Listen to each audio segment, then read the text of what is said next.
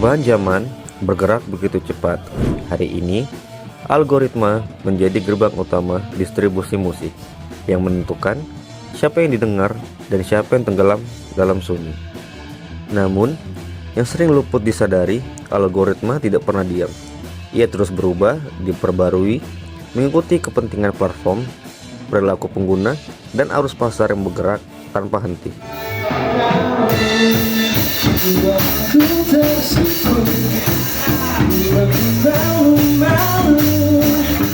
Bagi para musisi, perubahan ini bukan sekedar pembaruan sistem, ia adalah tantangan, perjuangan, dan perlombaan melawan waktu tentang bagaimana tetap didengar, tetap relevan, dan tetap bertahan di dunia musik yang kini dikendalikan oleh sistem digital.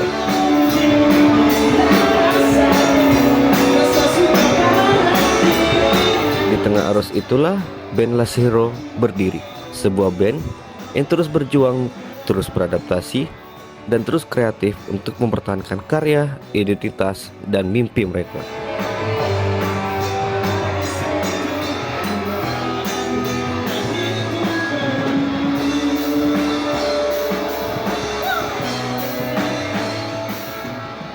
Nah, kalau untuk awal mula dari terbentuknya Lasero tuh kebetulan saya satu SMP sama gitaris saya gitu. Terus kita kayak kan kalau baru masuk sekolah tuh ada pensi-pensi gitu. Kebetulan kakak kelas kita tuh ada di sekolah kita tuh ada school band. Jadi dalam hati saya kayak ngeliat kok cocok nih kayaknya nih gitu. Kalau kita yang di atas nih main terus penonton ikut nyanyi, yang nonton ikut nyanyi tuh kayak seru aja sih gitu ya nih. Itu awal terbentuknya Lasero. Kalau mimpi terbesar saat itu bisa main lagu Beatles, bisa main lagu Led Zeppelin, bisa main banyak lagu sih sebenarnya gitu ya. Dan bisa manggung di sekolahan aja itu Udah bahagia banget. Kayak ngerasa udah keren banget gitu. Jadi alhamdulillah dan tercapai. Itu aja sih alhamdulillah.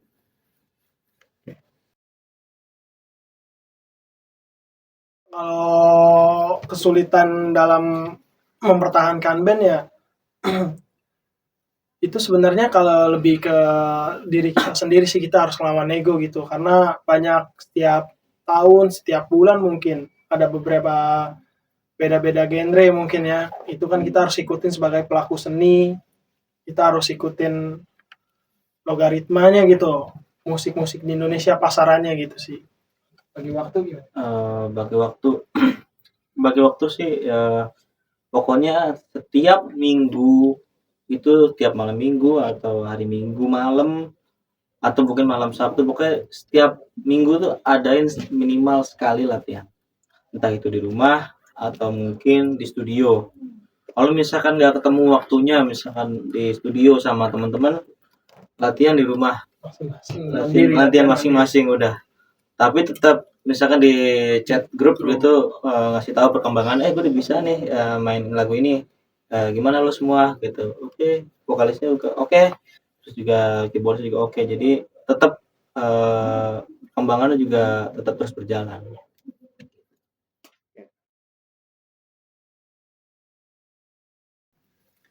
Untuk perkembangan digital itu kan kita tahu sendiri gitu, dari tahun 70, 80, 90, bahkan tahun 2000 awal pasti orang kebanyakan itu pakai kaset, entah itu kaset pita atau kaset CD.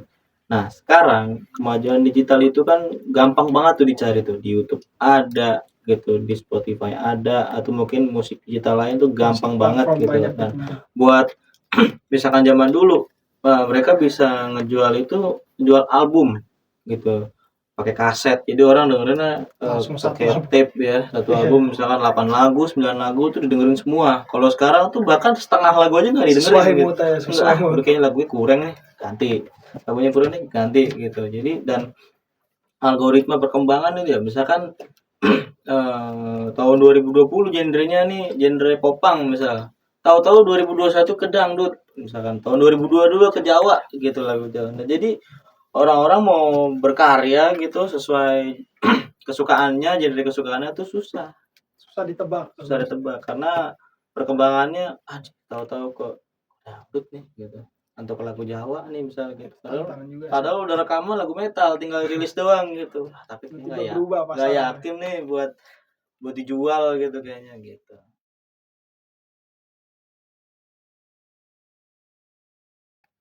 Kalau buat tertekan sih enggak sih ya, karena kan kita pelaku seni, pemain aransemen gitu harus ngikutin tren terus kan, harus ngikutin pasaran yang ada di Indonesia gitu ya, negara kita tinggalin. Paling lebih rasa bete aja sih, kayak setiap tahun tuh berubah-berubah gitu algoritmanya kan. Jadi kita harus terus-terusan ngikutin gitu. Cuman ya karena hobi jadi harus dijalanin aja sih. Biar tetap terus apa namanya, jalan aja. Karena kalau mau ngikutin misalnya ngikutin Ego. ego, terus juga bukan ego sih, mungkin ngikutin perkembangan zaman misal, tapi kita nggak mahir di genre Jadi itu. ya, Jadi bete aja mainnya gitu. Kita nggak suka, misalkan nggak suka lagu reggae, suruh mainin lagu reggae kayaknya nggak maksimal rasanya gitu. kurang aja, merasa kurang. Beda sama pemain reggae asli gitu, beda banget itu rasanya. Itu sih mungkin yang bikin sulit gitu. Kalau untuk menyerah kayaknya enggak ya, cuman bingung aja mau ngapain paling. Bingung karena perkembangannya kan pesat banget itu. Terus juga saingannya udah pasti udah jutaan orang ya, jutaan band, ratusan band gitu. Jadi gimana caranya nih? Kayaknya kita harus bisa goals gitu. Nyampai goals kita tuh gimana gitu. Nah, Ada di pasaran. gimana caranya kita bisa ada di duduk di deretan itu. Nah, itu mungkin yang salah satu kita buat bertahan ya, bertahan karena memang dari SMP dari eskul itu kita, biar kata anak SMP, kita punya mimpi-mimpi aja gitu, sering ditulis di buku, ntar kita main di mana gitu. Terus ya punya mimpi aja, hayalan-hayalan, mungkin di situ kita pengen pokoknya kalau misalkan kita udahan nih, kita nyerah nih, kayak sayang deh. Takutnya yang selalu kita pikirin itu ke depannya itu selangkah lagi kita berhasil. Itu sih pokoknya kalau misalkan kita nyerah, takutnya selangkah lagi, kalau gitu kita nggak usah nyerah. Motivasi diri Ya aja. motivasi diri aja, nyoba aja udah, karena Nggak ada salahnya buat nyoba. usaha tidak akan mengkhianati hasil.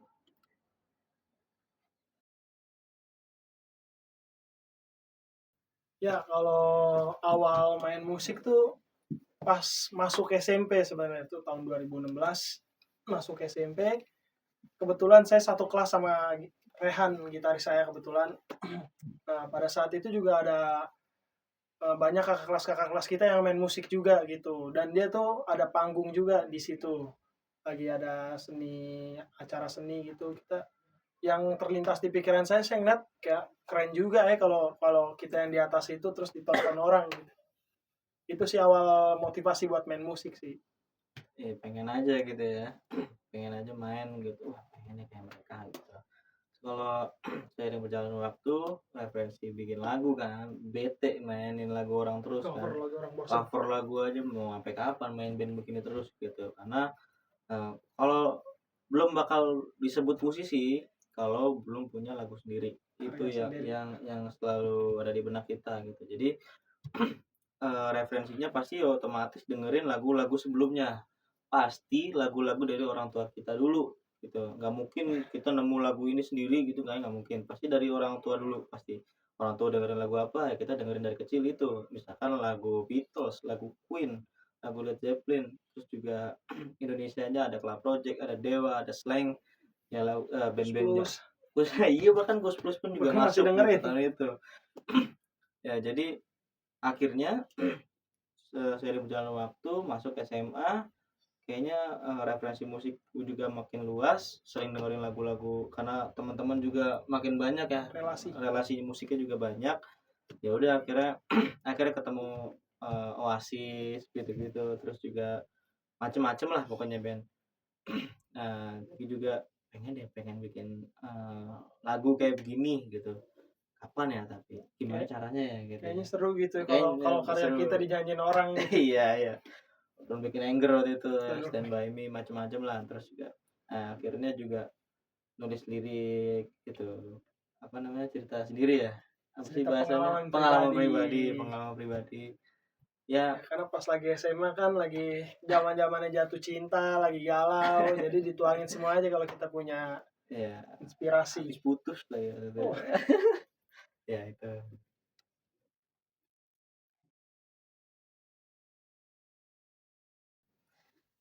Oke, kenapa namanya Lasiro waktu itu?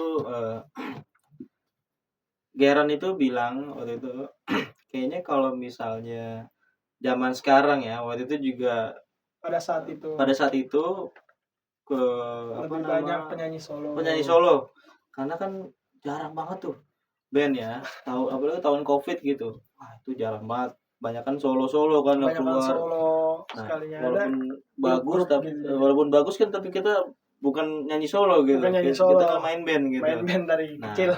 kita pengen itu balik lagi band-band yang udah ada kayak band-band yang zaman dulu lah, sebelum covid gitu kan, ada band gitu.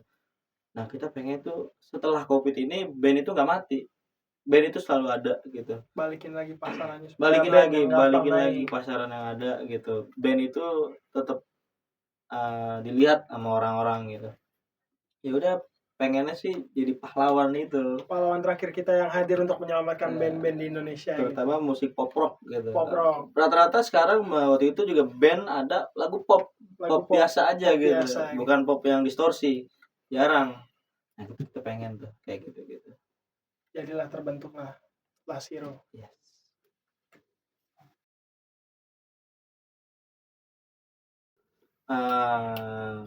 Prestasi ya, mungkin nggak tahu ini bisa dibilang prestasi atau enggak, cuman untuk Kita bahagia untuk aja. kami gitu ya, senang aja gitu. Lagu For You MSD itu apa namanya, nggak nyangka aja gitu ya, nulis yang nggak disangka-sangka bikinnya. Kita agak nggak niat nulis lagunya gitu. Nggak niat banget itu, cuma ngungkapin kalau justru orang suka. Ada cewek yang cantik gitu ya, terus cuma ditulis, diungkapin aja gitu. Nggak taunya di salah satu digital platform itu ya, bisa dibilang Spotify. Itu pendengarnya lumayan, selalu nomor 1 gitu, nggak pernah turun selama 1 tahun. Selama 1 tahun nggak pernah turun, bahkan di ranking 2 pun nggak, tetap ada di nomor pertama gitu. Dan akhirnya ya kita coba peruntungan, dan akhirnya dari peruntungan itu kita bisa bikin video klip, sampai kebikin, sampai mampu kita bikin video klip dan ada di channel YouTube, ada itu. Terus juga apa namanya kita bisa, alhamdulillah banget ini, kita bisa diundang di Dewan Kesenian Jakarta ya gitu. Waktu itu untuk main bulan November kemarin ya. Salah satu goals juga gitu. Nggak disangka-sangka, karena di sana kita waktu mewakilin Jakarta Barat. Oh iya. Di sana banyak banget orang-orang seni yang lebih senior, lebih jago gitu, lebih berpengalaman, jam terbangnya juga lebih tinggi, dan juga lebih kreatif terutama juga ya. Kita mikir kayak kita band apa sih, cuman bisa diundang main bareng sama senior kita, dan satu-satunya, makanya bisa kita bilang prestasi. Kan satu-satunya, benar-benar satu-satunya band gitu dari Lasiro untuk main di Dewan Kesenian Jakarta waktu itu. Gila gitu. Luar biasa. Buat senang sih buat kita. Cukup membanggakan untuk diceritain.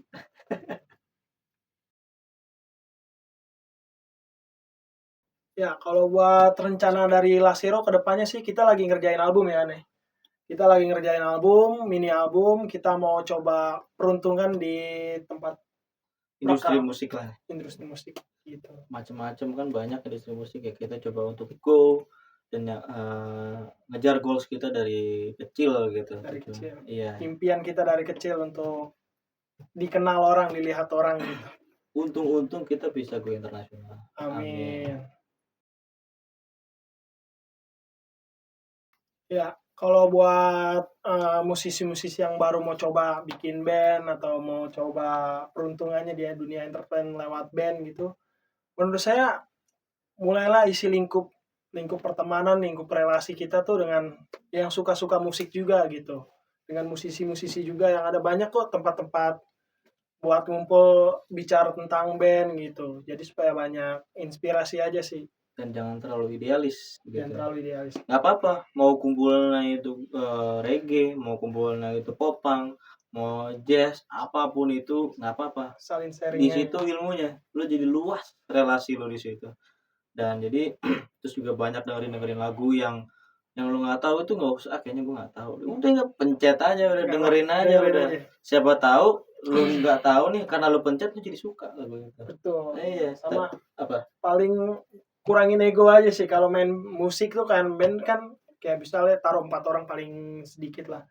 Itu kita harus ngurangin ego kita juga gitu. Karena 4 kepala nggak punya pikiran yang sama. Menurut gue Betul, sih. susah. 4 kepala jadi satu itu apalagi 5 atau 6 kepala Wah. itu susah banget itu. Intinya bikin keputusan yang baik, keputusan yang positif dan punya visi misi ke depan itu bagaimana gitu. Harus bagaimana, entah itu mau kini gue pengen jadi band festival aja, ya lu nggak usah bikin lagu gitu. Lu Cover aja ya. cover aja udah aransemen yang bagus gitu. Cuman kalau gue pengen bikin entertaining, lu harus bikin lagu. Karena masa lu cover lagu orang gitu kan. Nggak bisa juga deh, nggak bisa. Udah nggak bisa, Cover percuma lagi. juga lu cover, tetap aja lu nggak bakal bisa dibilang musisi. Lu cuma bilang penyanyi cover gitu. Tapi kalau lu pengen dibilang musisi, lu harus punya karya. Original Relasi. original dari lu yang sendiri nulis.